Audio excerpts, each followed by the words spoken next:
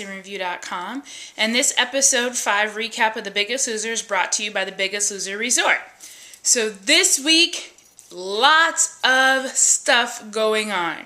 Started out the week with the contestants who tried to get on the ranch and weren't able to succeed in the very first challenge were brought back to the ranch for a weigh-in. Anna lost the most percentage of weight, came back on the ranch.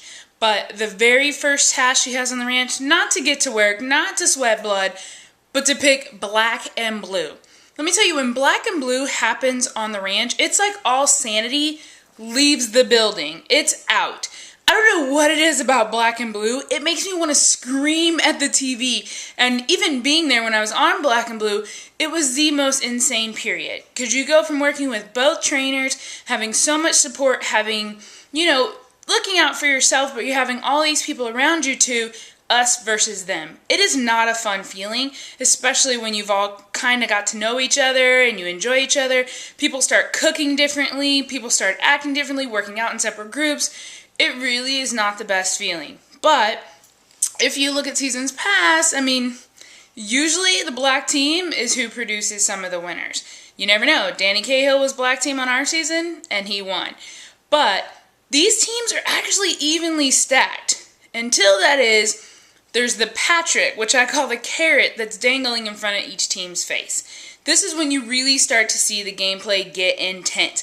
I don't feel like I've ever seen as much gameplay as I'm seeing this season, but then maybe I've never noticed it as much.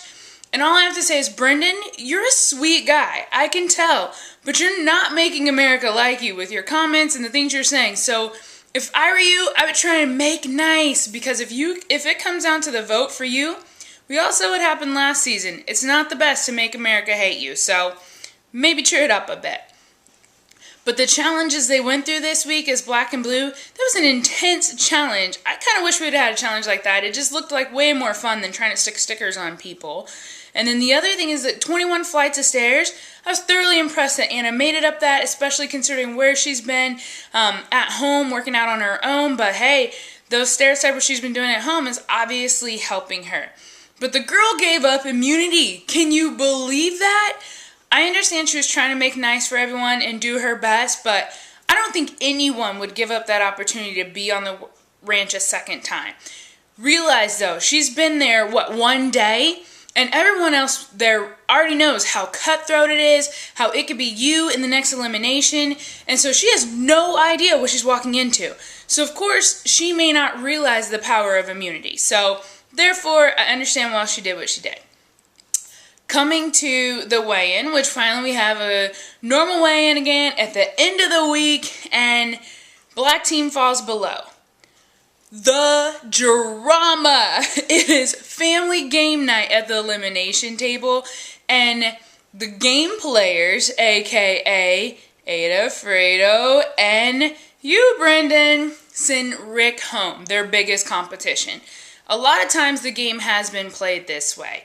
And, sometimes it works out for those people, sometimes it doesn't. If people realize that you're the one sending everyone home, sometimes they gang up on you. And the other thing is, are you thinking too much about the game? And are you really realizing what's going on? Brendan's 2-pound weight loss? Could be gameplay. Could be the gameplay affecting the way he's doing. Either way, you may want to just focus on you and not everyone else for a while. I know it's hard to do when you're there and all you can think of is one more week. But the reality is, if you're doing the right things, you're going to get one more week. And life exists after The Biggest Loser.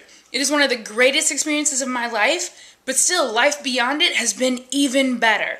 So if those people can continue to focus on that, I wish them the best of luck. Check in with me next week for episode 6. Looks like it's going to be intense. See you then. Bye.